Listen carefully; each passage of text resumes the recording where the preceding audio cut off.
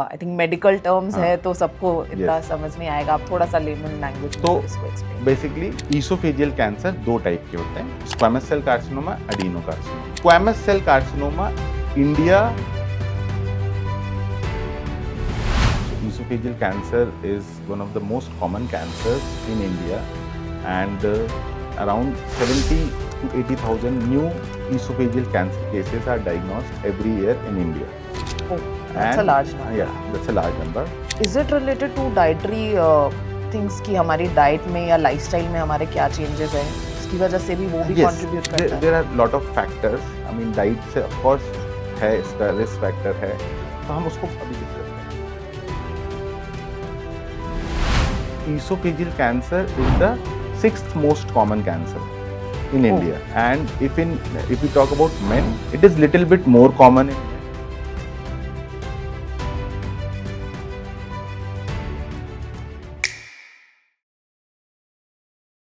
Hello everyone, this is your host Nympha Malhotra and I welcome you all to yet another episode of the Health Convo, where we bring medical experts' advice directly to you. And today we are honored to have Dr. Abhinav Narvaria, who is a consultant medical oncologist based in Delhi. He has an experience of over 8 years and he also specializes in advanced cancer therapies like immunotherapy, chemotherapy, targeted therapy, and many more. And in today's episode, he's going to share his valuable insights on cancer care, early warning signs, and the advancement in oncology treatment. So now let's dive deep and hear it from the expert himself. Hi, sir. How are you? I'm good, ma'am. Okay, so as we know that today we are going to talk about one of the most common cancers, which is esophageal cancer, right? And suddenly हमने देखा है कि India में इसका search बहुत ज़्यादा बढ़ गया है ना. A lot of people are searching about it. So what do you think? What has caused its awareness? So we will talk about esophageal cancer today. So esophageal cancer is one of the most common cancers in India, and around 70 to 80,000 new esophageal cancer cases are diagnosed every year in India. Oh, that's a large number. Yeah, that's a large number. And if we see why the awareness has increased, because the mortality is high. So people are afraid of this. So even now, because of rising awareness, a lot of social media like we are doing, Right. a lot of news, government has various schemes to make people aware about cancer, every type of cancer. So that's why this awareness has increased. A lot of cancer centers are coming up. पहले endoscopy was not readily available. Now a lot of endoscopy centers are there. So लोगों को पता है अब कि अगर हमें खाने में कोई दिक्कत हो रही है तो it could be esophageal cancer. Okay, so is it related to dietary things कि हमारी डाइट में या लाइफस्टाइल में हमारे क्या चेंजेस हैं, उसकी वजह से भी वो भी कंट्रीब्यूट करता है? There are lot of factors. I mean, diet से of course है, इसका रिस्क फैक्टर है, तो हम उसको अभी डिस्कस करेंगे. Okay. और मैं आपको बताना चाहूँगा, esophageal cancer is the sixth most common cancer in India. Okay. And if we talk about men, it is little bit more common in men, maybe because smoking is also more common in men. Right. So this is the statistics. And northeastern part of India is a belt for squamous cell carcinoma of esophagus, and Kashmir region. So maybe if we see globally, India is a high risk area for esophageal cancer, and around 15 to 20% of globally, worldwide, esophageal cancer cases are found in India only. So Okay, this is the statistics. that's Yes. a huge number. Yes. And you mentioned the term of squamous cell, or Yes. like if you can just elaborate that. So basically, esophageal cancer are of two types. It's squamous cell carcinoma or adenocarcinoma. Okay. We will discuss about all this later. Okay. I mean, Okay. in the later part of our podcast. But All right. basically, two types of esophageal cancer. One is squamous and other is adeno. Okay, so as you mentioned about smoking, हमें generally मतलब अगर हम oesophageal cancer के बारे में हम सुनते हैं, पहले तो इतना सुनने को नहीं हाँ। मिलता था, बट नाउ अ डेज अभी ज़्यादा सुनने में मिल रहा है. So smoking is one reason, may be tobacco और अल्कोहल yes. और डाइट से रिलेटेड भी Yes, आपने बोला कि yes, लाइफस्टाइल चेंजेस जो हैं, तो सारे ही फैक्टर्स उसमें कंट्रीब्यूट करते Yes. हैं. बट जैसे हम पहले देखते थे कि कोई भी डिजीज़ होते थे, मेजरली हमें एजड होते होते उन लोगों में मिलते थे, बट नाउ अडेज हम यंगर जनरेशन में बहुत Definitely. जल्दी जल्दी हाँ. वो चीज़ देख रहे हैं. तो आपके पास मतलब कितने एज तक के कितने यंग पेशेंट्स आते हैं? अगर कॉमनली बात की जाए तो अभी भी ईसोफेजियल कैंसर ओल्डर एजेस में ही मिलता है. Okay. बट अब हम ओपीडी में देख रहे हैं कि patients in their 30s and 40s are also coming. Why? Because of this all lifestyle changes. पहले Okay. इतना ज़्यादा smoking, alcohol, high fat diet और processed food, junk food, fast food इतना कॉमन नहीं था. नहीं होता था. तो अब क्या है ना, ये अर्ली एज से स्टार्ट कर रहे हैं, अर्ली एज से स्टार्ट कर रहे हैं, तो इस वजह से जल्दी हो रहा है. राइट. यस. ओके, तो वही है जो हमें लाइफस्टाइल में अपने हाँ, बेसिक so- चेंजेस लाने सो चाहिए. अगर हम if you want to enumerate 5 major risk factors for esophageal cancer, then it would be alcohol, Okay. smoking, junk food or unprocessed food, spicy hot food. Okay, spicy is also yes, included. spicy and hot food. Hot as in? I mean गर्मा गर्म जो खाते हैं ना, वो भी Oh, risk factor is है. it? Hot and spicy foods. अच्छा, बट लोगों को तो होता है हमें गरम गरम सो चाहिए. That's why because of this China में हमारे से ज़्यादा इसोफेजियल कैंसर है, बिकॉज उनका थोड़ा Processed food बहुत ज़्यादा और स्पाइसी फूड है spicy ना, भी है. और इसी वजह से नॉर्थ ईस्ट में भी ज़्यादा है और Okay. कश्मीर में smoking. So if you so 5 are I told alcohol, alcohol, smoking, Smoking. This dietary habits. Spicy and hot हाँ, food. you dietary mentioned. Habits that mean spicy Right. And GERD. GERD. GERD, gastroesophageal reflux disease. Okay. हाँ. What is that? सो कई लोग होता है ना कि हम हिंदी में बोलते हैं डकार आती रहती है ना, रिफ्लक्स आता रहता है. तो GERD is also one factor. GERD, persistent GERD से इसोफेजियल कैंसर हो सकता है. And Okay. Fifth is obesity. Okay. So Obesity, yes, weight gain. gain. So obesity is also. So these are the 5 most common risk factors of esophageal cancer. Okay.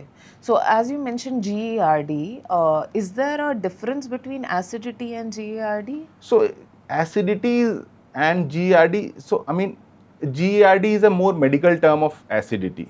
Okay. So, reflux disease, gastroesophageal reflux disease. Right. So reflux वही जो आपका खाना ना यहाँ पे sphincter से ऊपर आता है और वो आपकी जो म्यूकोजा है उसको इरिटेट करता है.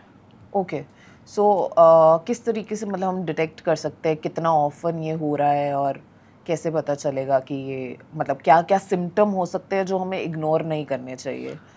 हाँ, अगर ईसोफेजियल कैंसर के सिम्टम्स की बात करें तो मोस्ट कॉमन सिम्टम होगा कि आप खाना जो निगलने में दिक्कत होगी. First is Okay. Dysphagia. Dysphagia means आप खाना निगल नहीं पा रहे हो. So how it will start? It will start first for solid. Okay. Solid खाना नहीं खा Okay. पाओगे आप, रोटी नहीं खा पाओगे, या आई मीन जो भी कुछ सॉलिड Heavy होगा. थोड़ा सा हाँ, नहीं फिर खा वो धीरे धीरे प्रोग्रेस करेगा कि आप सेमी सॉलिड भी नहीं खा पाओगे, दाल Okay. मतलब दलिया, खिचड़ी, Okay. इस टाइप का. और इट विल, अगर डिजीज और एडवांस होगी तो इवन टू लिक्विड्स ऑल्सो आपका डिस्फेजिया होने लगेगा. डिस्फेजिया इज आप खा नहीं पा रहे हो. ओडाइनोफेजिया इज खाते हुए दर्द हो रहा है. अच्छा, ओके. खाते हुए आप जब भी कुछ खाते हो आपको दर्द रहता है. डाइजेशन में दर्द हो रहा है डाइजेशन या में नहीं, फिर निगलने खाते में. हुए ही हाँ, दर्द हो निगलने रहा है? में दर्द हो रहा है. जा तो रहा है Okay. खाना पर दर्द हो रहा है. तीसरा एक और बहुत कॉमन इसका सिम्टम है रेट्रोस्टर्नल पेन, जो यहाँ पे नहीं, जो Okay. हम अच्छा, देखते हैं कभी-कभी कि pain होता है. अरे मुझे लगता है मुझे गैस हो रही है, एसिडिटी हो रही Anxiety है. also हाँ, may तो be अगर वो there. परसिस्टेंट है तो आप एक गैस्ट्रोएंटरोलॉजिस्ट को मिलो, है ना. एच पाइलोरी का इन्फेक्शन, जो कि एच पाइलोरी इन्फेक्शन भी एक इसका रिस्क फैक्टर है. और ये सारे ये सारे इनके एच पाइलोरी का इन्फेक्शन रिस्क फैक्टर है, उसकी वजह से भी ये रिफ्लक्स होता है. ओके. तो जब भी ईसोफेगस में कोई भी रिफ्लक्स या कोई इंजरी होती रहेगी तो उसकी वजह से कैंसर होने के चांसेस हैं। इंजरी हो सकती है उसमें। So you can like basically जब हम बात करें कि डाइजेशन में मे बी डाइजेस्ट करने के टाइम पे पेन हो रहा है या कुछ भी है, पीपल में confuse it with tonsils to start with, जिसमें भी अगर क्योंकि उसको टॉन्सिलाइटिस ध्यान में ना भी दें। सो वही है कि कोई भी, जैसे आपको एक दिन हुआ फिर ठीक हो गया, मैं बार बार बोल रहा हूँ, परसिस्टेंट ये सिम्टम्स अगर परसिस्टेंट रहते हैं, परसिस्टेंट डिस्फेजिया या परसिस्टेंट ओडाइनोफेजिया, मतलब कितना टाइम है इसका? मे बी आप 15 to 2 weeks to 3 weeks आप मेडिसिन भी ले रहे हो तो भी ठीक नहीं हो रहा है, तब then you have to worry about it. Then you have to see a gastroenterologist and he will diagnose it and then will refer to a oncologist. All right. So this is the procedure. Okay. तो doctor हम थोड़ा सा root cause से start करते हैं कि ये जो कैंसर सेल्स होते हैं ये किस तरीके से डेवलप होते हैं बॉडी में? So मैम मैं आपको ना exact for the audience also I will explain how these cancer cells become. So what is cancer exactly? When any uncontrolled proliferation, मतलब जैसे हमारी बॉडी में सेल 1 से 2, 2 से 4 होते हैं, अगर वो अनकंट्रोल्ड प्रोलिफरेशन होने लगे, मतलब कोई कंट्रोल ना रहे, तो उसको हम कैंसर बोलते हैं। मतलब ज्यादा नंबर में, हाँ, नंबर में कोई कंट्रोल नहीं है, रैपिडली डिवाइड हुए जा रहे हैं, वो कैंसर बन जाता है, मतलब सेल्स रैपिडली डिवाइड होते हैं। अब आपने पूछा कि होता कैसे है, मतलब कैसे बनता है। क्या होता है, हमारी जो ईसोफेगस है, हम आज ईसोफेगस की बात करते हैं। ईसोफेगस है जो उसको फूड पाइप बोलते हैं, ना, नॉर्मली फूड पाइप के अंदर म्यूकोजल लेयर होती है। अगर उसको परसिस्टेंट इंजरी होती रहे, जैसे स्मोक करते हैं, स्मोक किया, धुआं अंदर गया, ठीक है, तो वो डैमेज करेगा इनर लाइनिंग को, म्यूकोजल लेयर को डैमेज करेगा, तो बॉडी हील करेगी। जैसे हमें चोट लगती है, बॉडी अपने आप हील करने लगती है। उसने हील करा, फिर आपने स्मोकिंग करी, फिर डैमेज करा, हील करा, डैमेज करा, हील करा, एक टाइम पे आप डैमेज करो ना करो, हील होता जाएगा। हील मतलब वो बॉडी अपने आप उसमें पहुंच जाएगी कि वो अपने आप अनकंट्रोल प्रोलिफरेशन हो जाएगा, वो मल्टीप्लिकेशन अंदर चलता रहेगा। So that's how cancer develops. हाँ, सो इस तरीके से, तो जैसे आप कोई भी इंजरी हो, स्मोकिंग, अल्कोहल, ये सब अंदर जाके म्यूकोजा को हिट करता है। GERD, रिफ्लक्स आता है, हमारे पेट में एसिड होता है, वो रिफ्लक्स आता है, जैसे वो रिफ्लक्स आएगा एसिड का, वो भी इंजरी देगा। तो जब कोई भी परसिस्टेंट इंजरी रहेगी तो कैंसर होने के चांसेस इसलिए बढ़ जाते हैं। ऑलराइट, तो बट लेकिन हमने बहुत लोगों में आजकल ये भी देखा है, लोग बोलते हैं कि हमने तो पूरी लाइफ स्मोकिंग नहीं करा, अल्कोहल नहीं लिया, बट फिर भी हमारे साथ ये प्रॉब्लम्स हो रही हैं। हाँ, जैसे अगर कोई अल्कोहल स्मोकिंग नहीं करता तो उसको हो सकता है GERD हो, हाइटस हर्निया होता है एक, हर्निया मतलब यहाँ पे स्फिंक्टर ढंग से बंद नहीं होता और उसकी वजह से जो गैस्ट्रिक कंटेंट है वो ऊपर आता रहता है, तो इसकी वजह से इंजरी होती है। ओबेसिटी, सेंट्रल ओबेसिटी, यानी कि बहुत मोटापा हो गया, मोटापे की वजह से चेंजेस होते हैं अंदर म्यूकोजल लेयर में, और H पाइलोरी का इन्फेक्शन हो गया। जैसे जो लोग अल्कोहल स्मोकिंग नहीं करते हैं, और मतलब ईसोफेजियल कैंसर में जेनेटिक कॉज की वजह से बहुत कॉमन नहीं है, बहुत कम कोई जेनेटिक म्यूटेशन की वजह से ईसोफेजियल कैंसर होता है, हेरिडिटरी टाइप का, या हेरिडिटरी या किसी म्यूटेशन के कारण। जैसे तो बॉडी में अगर किसी के हेरिडिटरी में किसी भी टाइप का कैंसर है तो वो कैरी फॉरवर्ड कर सकते हैं, मतलब बट लिमिटेड आप बोल रहे हो केसेस में? जैसे ब्रेस्ट कैंसर हो गया, ओवेरियन कैंसर हो गया, एंडोमेट्रियल कैंसर हो गया, इनमें जेनेटिक म्यूटेशन के चांसेस ज्यादा रहते हैं। है ना? इसमें मेजरली फीमेल बॉडीज में नहीं, ऐसा कुछ नहीं है। ब्रेस्ट, ओवरी, एंडोमेट्रियल हो गया, तो और इसमें क्या होता है ना कि BRCA1, BRCA2 कुछ म्यूटेशंस होती हैं जो फैमिली में रन करती हैं, पर ऐसा कोई म्यूटेशन ईसोफेजियल कैंसर के साथ एसोसिएटेड नहीं है। P53 म्यूटेशन जरूर होता है। सो दो प्रकार के म्यूटेशंस होते हैं बॉडी में, एक होता है हेरिडिटरी जो आपके ब्लड से पास ऑन होता है, एक होता है सोमैटिक म्यूटेशन, वो पास ऑन नहीं होगा, वो आप ही के अंदर कोई DNA ऑल्ट्रेशन की वजह से वो म्यूटेशन होता है। तो P53 एक कॉमन म्यूटेशन होता है जो स्क्वैमस सेल कार्सिनोमा में पाया जाता है, या Okay. ईसोफेजियल मतलब वही ईसोफेजियल कैंसर के एक प्रकार में। हाँ, पॉडकास्ट के स्टार्टिंग में भी हमने हाँ। बात करी थी इस बारे में, squamous cell carcinoma and adenocarcinoma. I think medical terms है तो सबको इतना Yes. समझ नहीं आएगा, आप थोड़ा सा लेमन लैंग्वेज में तो अगर इसको एक्सप्लेन। बेसिकली ईसोफेजियल कैंसर दो टाइप के होते हैं, squamous cell carcinoma, adenocarcinoma. Squamous cell carcinoma India, Asian countries में ज़्यादा है okay because of tobacco. Okay, western world में एडिनो ज़्यादा होता है, हमारे देश में स्क्वामस ज़्यादा होता है। अब मैं आपको वैसे समझाता हूँ कि हम मेडिकली ईसोफेगस को, फूड पाइप को 3 पार्ट्स में बांटते हैं, अपर ईसोफेगस, मिड ईसोफेगस और लोअर ईसोफेगस। लोअर ईसोफेगस मतलब जहाँ से पेट में वो ज्वाइन होता है, तो लोअर ईसोफेगस जी जंक्शन। तो स्क्वामस सेल कार्सिनोमा जो है अपर ईसोफेगस और मिड ईसोफेगस में ज़्यादा कॉमन होता है। ओके आपको रेयरली एडिनो कार्सिनोमा ऊपर मिलेगा, ओके और नीचे लोअर ईसोफेगस और जी जंक्शन में एडिनो कार्सिनोमा ज़्यादा कॉमन होता है। ये जो सेल्स प्रोड्यूस होते हैं उनका नाम, उनको ऐसे नहीं, रेफर कर रहे हाँ हैं? मैं आपको बताता हूँ ये स्क्वामस और एडिनो कैसे है। स्क्वामस जो होता है वो म्यूकोजा की वजह से स्क्वामस सेल कार्सिनोमा होता है, और एडिनो होता है जो म्यूसिन प्रोड्यूसिंग सेल्स होते हैं उसका कैंसर होता है, मतलब ओरिजिन अलग अलग है। म्यूसिन प्रोड्यूसिंग सेल्स होते हैं वो एडिनो कार्सिनोमा करते हैं।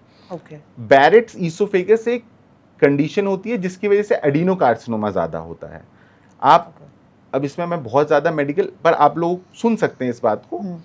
डिस्प्लेजिया और मेटाप्लेजिया दो प्रकार के टर्म्स होते हैं। डिस्प्लेजिया होता है जिसमें एक प्रकार की लेयर चेंज होके दूसरी लेयर हो जाती है, म्यूकोजल लेयर चेंज हो जाती है, ओके और उसमें वो, और जो मेटाप्लेजिया होता है, मेटाप्लेजिया में एक ही मैच्योर अलग अलग प्रकार की सेल्स, एक जो कॉलमनर सेल्स होती है वो डिस्प्लेस हो जाती हैं, तो वो एडिनो कार्सिनोमा करती है। स्क्वामस कार्सिनोमा में इमेच्योर सेल्स का प्रोडक्शन ज़्यादा हो जाता है। ओके तो इस तरीके से ये डिफरेंट होता है ओरिजिन में भी, ओके तो और इनका ट्रीटमेंट भी अलग अलग होता है, ट्रीटमेंट भी डिफरेंट होता है। स्क्वामस और एडिनो का ट्रीटमेंट भी अलग होता है, प्रोग्नोसिस भी अलग होती है। स्क्वामस की देखी जाए तो प्रोग्नोसिस खराब ज़्यादा होती है। ये हाँ, स्क्वामस कार्सिनोमा ईसोफेजियल स्मोकिंग और अल्कोहल से ज़्यादा एसोसिएटेड रहता है, और एडिनो कार्सिनोमा जीआरडी ओबेसिटी से ज़्यादा रिलेटेड रहता है। Okay, so for someone who is not much into smoking and alcohol, हाँ, तो उनमें उनको एडिनो ये कार्सिनोमा, ज़्यादा हाँ, उनमें मिलता है। और वही क्योंकि ये जीआरडी ओबेसिटी वेस्टर्न वर्ल्ड में ज़्यादा है, इसलिए एडिनो का इंसिडेंस वहाँ ज़्यादा है। हमारे देश में अगर नॉर्थ ईस्टर्न बेल्ट की बात करें, कश्मीर की बात करें, तो यहाँ पे स्क्वामस सेल कार्सिनोमा ईसोफेगस का बहुत ज़्यादा है। अराउंड 80 to 90% हमारे देश में स्क्वामस सेल ईसोफेजियल कैंसर ही आते हैं। ओके सो ये तो मतलब डॉक्टर के पास जाके ही हाँ, ये मतलब पता चलेगा, मैं जनरल अवेयरनेस, यस, कि हाँ ये तो आपको है आपके डॉक्टर समझाएंगे, बट आज हम अगर बात कर रहे हैं तो लोगों को, कुछ लोग होंगे जो इसको चैट जीपीटी या गूगल करेंगे, समझ रहे हैं, तो उससे थोड़ी सी क्लैरिटी आएगी लोगों को। Right, which again brings me to my next question. इसी चीज़ से रिलेटेड आजकल जैसे हम देखते हैं, हमने भी बात करा कि हर कोई अवेयरनेस स्प्रेड कर रहा है, तो किसी को कुछ भी छोटा सा होता है, people go to Google and now ChatGPT and Instagram reels. तो मतलब कितना किस चीज़ को सीरियसली लेना चाहिए हमें, या फिर डायरेक्टली अपने डॉक्टर के पास जाना चाहिए कंसल्ट करने के लिए? मुझे लगता है चैट जीपीटी हो गया, गूगल हो गया, चैट जीपीटी एआई का, आजकल ज़माना एआई का है, तो क्या होता है ये एआई या चैट जीपीटी क्या करते हैं, जितना भी डेटा ऑनलाइन रहता है उसको आप मैच करते हैं और आपको जवाब दे देते हैं। उससे कई बार क्या पेशेंट डर भी जाते हैं, राइट, है ना, किसी को सिंपल एसिडिटी भी हो रही है, उसको लगेगा कि हाँ कि मुझे तो भाई कैंसर बड़ा हो गया बना है। देते हैं। तो मुझे लगता है कि चैट जीपीटी आपको हेल्प कर सकता है, पर कभी भी किसी फाइनल डायग्नोसिस पे जाने के पहले या कुछ भी दवाई लेने के पहले एक क्वालिफाइड डॉक्टर से ज़रूर मिलें। रही बात इंस्टाग्राम रील्स की, आजकल इंस्टाग्राम, सब लोग ही इंस्टाग्राम पे रील्स देखते हैं, तो इंस्टाग्राम रील्स देखें, पर आप जिसको फॉलो कर रहे हैं इंस्टाग्राम पे वो क्वालिफाइड डॉक्टर होना चाहिए, उसकी डिग्रीज चेक करें, क्योंकि आजकल क्या है ना, लोग मिसकंसेप्शन भी कर रहे हैं ताकि अपने प्रोडक्ट्स को बेचने के लिए।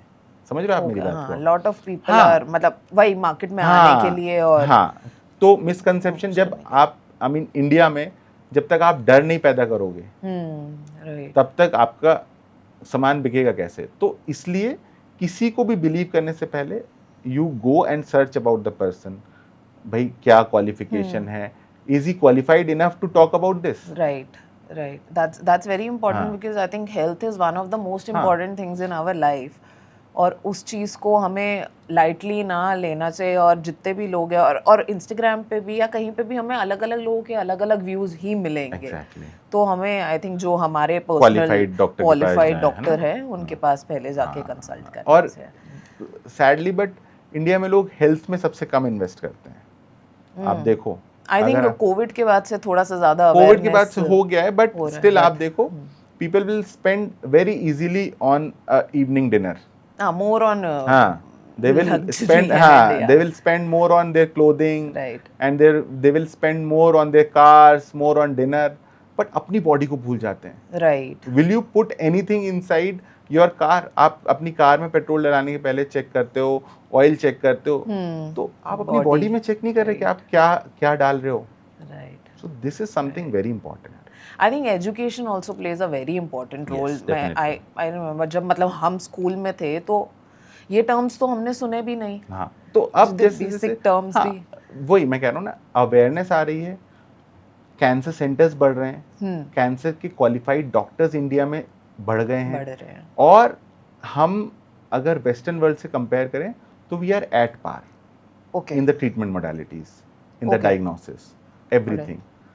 That's so wonderful. that is I mean, something it's good good. to hear like we Yes. are So doing I it in mean a you progressive. see medical tourism is increasing. A lot of people from other countries are coming to India. Okay. Why? That's because here treatment is at a very low cost than if you compare to Western world. So that's why, and the quality is good and effective also. Yes. Right.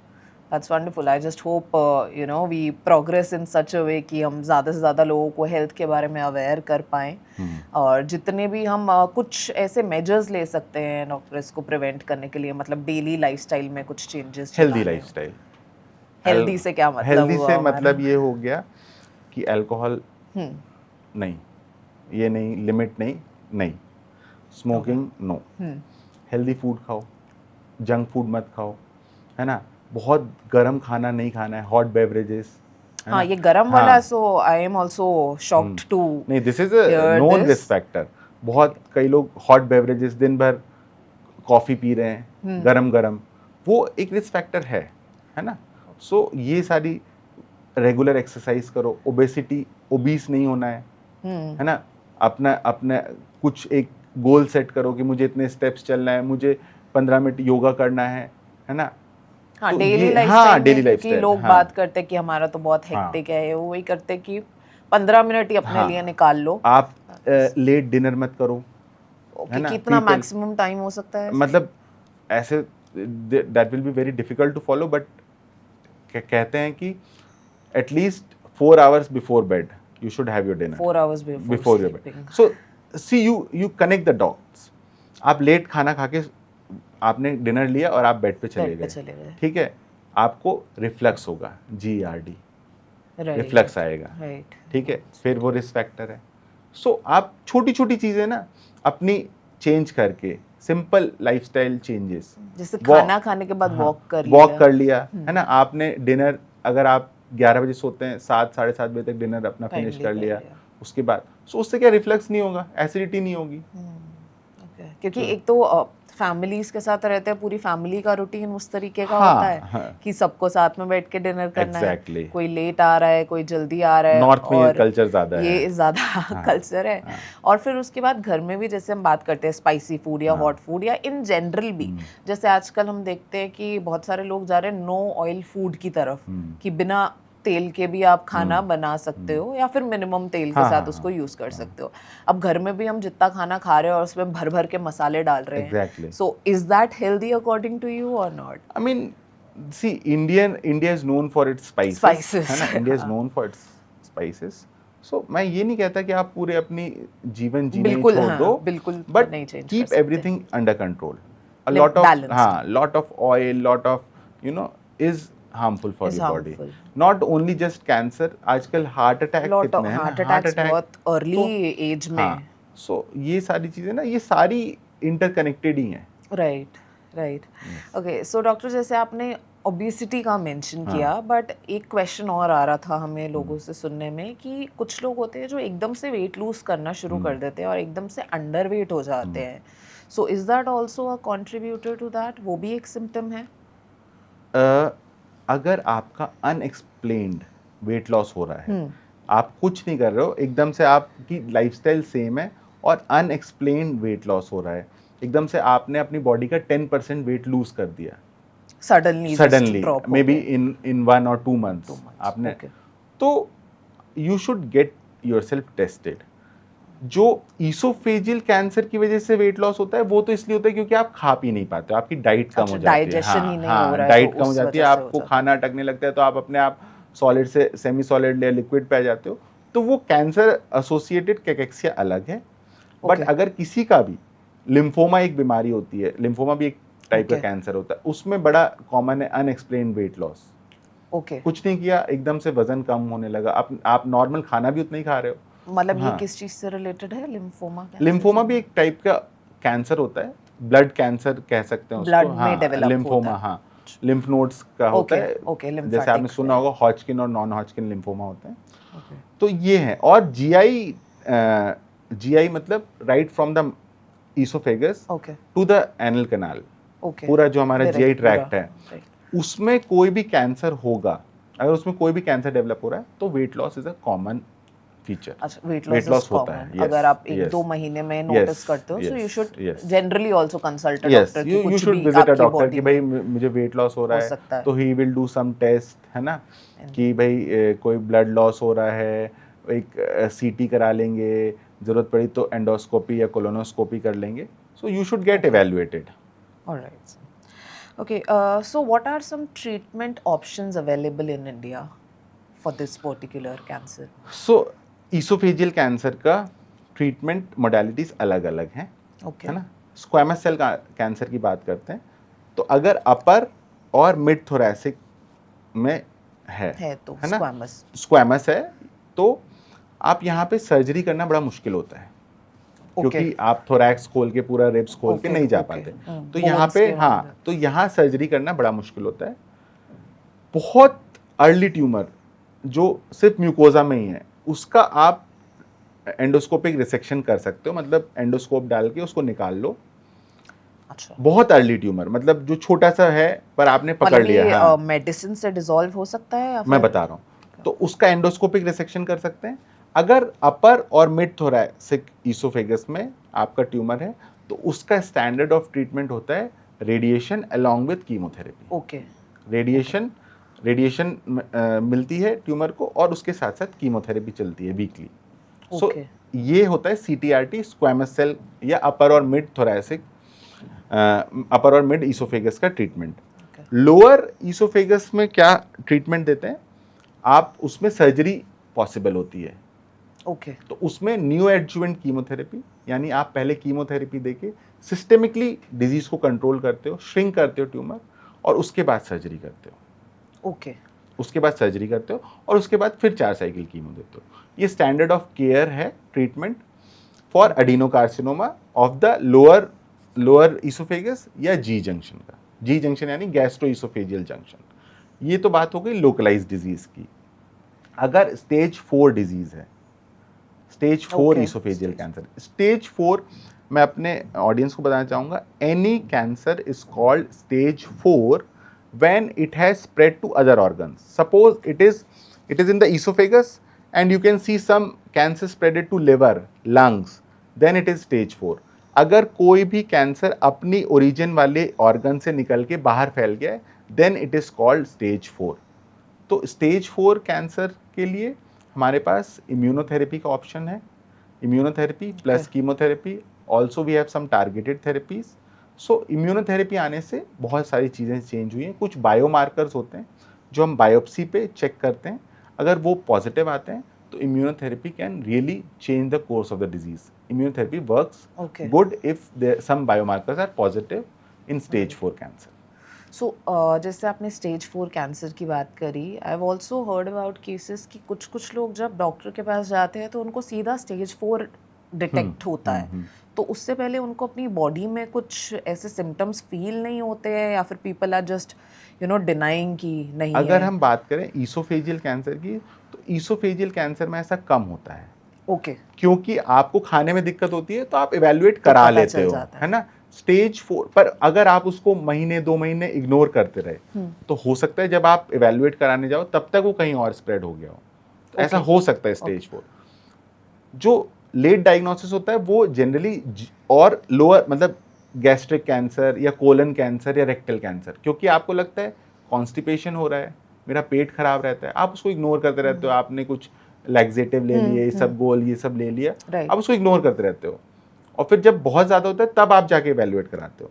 तो late diagnosis oesophageal cancer में बहुत common नहीं है, क्योंकि आपको तुरंत feel हो खाना जाता तो है, सभी you can खाएंगे, feel it. हाँ, तो आप पर अगर उसको भी आप इग्नोर करते रहे तो that can change into stage 4। So sir, there is this term called esophagitis, तो इसका क्या मतलब होता है और how it can turn into cancer as well? Esophagitis is the infection of the esophagus. Okay. Any medically, मैं सबको बताना चाहूँगा, किसी भी वर्ड में आइटिस लग गया ना तो इन्फेक्शन होता है, ओके, है ना, इन्फेक्शन होता है, न्यूमोनाइटिस, है ना, अर्थराइटिस। हाँ, अर्थराइटिस भी एक तरीके का infection. So oesophagitis could be a risk factor for cancer. Oesophagitis क्यों हो रहा है उसका कॉज, अगर रिफ्लक्स ईसोफेजाइटिस है, वही मैंने जो बताया ना, एसिड आ रहा है, वो उसकी वजह से ईसोफेजाइटिस है, तो definitely it could be a risk factor for cancer, adenocarcinoma. अगर किसी ने गलती से कुछ कॉस्टिक इंजरी हो गई, कई बार लोग नहीं कुछ पी लेते हैं या गलती से पी लिया, उसकी वजह से सूट नहीं करता है, हाँ, नहीं मतलब जैसे कुछ केमिकल्स पी लेते हैं, Okay. या है ना, या एक्सपोजर हो जाता है, तो उसकी वजह से ईसोफेजाइटिस हो सकता है। उसमें जनरली कैंसर का रिस्क नहीं होता है, उसमें स्ट्रक्चर फॉर्मेशन का रिस्क होता है। स्ट्रक्चर मतलब फूड पाइप चिपक जाती है, ओके, हाँ। और अगर कोई बैक्टीरियल या फंगल इन्फेक्शन है, ईसोफेजाइटिस है, उसकी वजह से, अगर वो क्रॉनिक है, मतलब बहुत टाइम से आपको चले आ रहा है, then it could be a risk factor for cancer.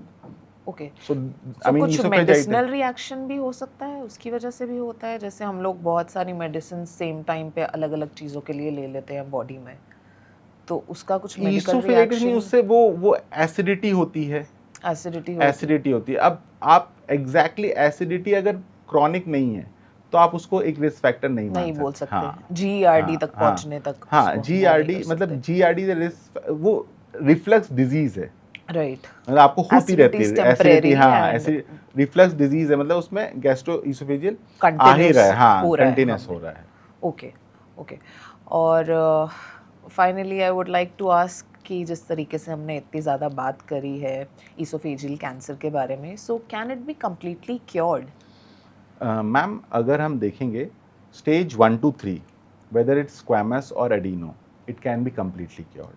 Okay, That's why we are sitting here, why we are raising awareness about, because stage 4 if Stage we 4. talk, we cannot say that it can be cured. Yes, definitely it can be controlled. You can live for many years. It can Okay. be controlled. Okay, cure का मतलब होता है बीमारी जड़ से गायब हो गई, मतलब आपको फिर अब कोई ट्रीटमेंट नहीं लेना, आपको अपने ऑन्कोलॉजिस्ट से फॉलोअप पे बस मिलना है। पर स्टेज 4 में ऐसा नहीं होता। स्टेज 4 में सम और the other treatment will go on. May be you have a drug free holiday, आप थोड़े टाइम के लिए दवाई बंद कर दी या साइड इफेक्ट की वजह से, बट कुछ ना कुछ ट्रीटमेंट चलता रहेगा। So stage 4 is controllable, stage 1 to 3 is curable. Stage 1, 2 and 3. Stage 1, 2 and 3 are curable. curable. All right, that's a good news for us. Yes. Okay, so I think we have discussed everything. आपने काफ़ी awareness spread की है. Thank you so much for that. Last 1 minute में, अगर 60 seconds में आप कुछ tip देना चाहें हमारे audience को, so. So esophageal cancer is a common cancer in India. The risk factors we have already discussed: alcohol, smoking, GERD, obesity. So these are the common risk factors. Lifestyle, food, spicy and hot food. These are the common risk factors. Okay. And symptoms भी हमने discuss किए हैं. If you have persistent dysphagia और odynophagia, यानी खाने में दर्द होता है या खाना निगला नहीं जाता, हमेशा रेट्रोस्टर्नल पेन यानी यहाँ पे हार्ट बर्न, जलन होती रहती है, तो these could be the signs of esophageal cancer. And esophageal cancer, as we discussed, can be completely cured if it is detected in the earlier stages. Even in the stage 4 cases, it can be controlled. And with the new modern therapies like modern radiation therapy, with immunotherapy, targeted therapy, so the treatment has changed a lot. A lot has changed. And now, previously, esophageal cancer used to be like a death sentence, Okay. but now we can completely cure it if it is in the earlier stages with help of radiation, chemo. And if in stage 4, again we have options of immunotherapy and targeted therapies. So yes, and we should all, at the end of the podcast, what I want to say, that healthy lifestyle can help you. You can be away from cancer, away from heart diseases.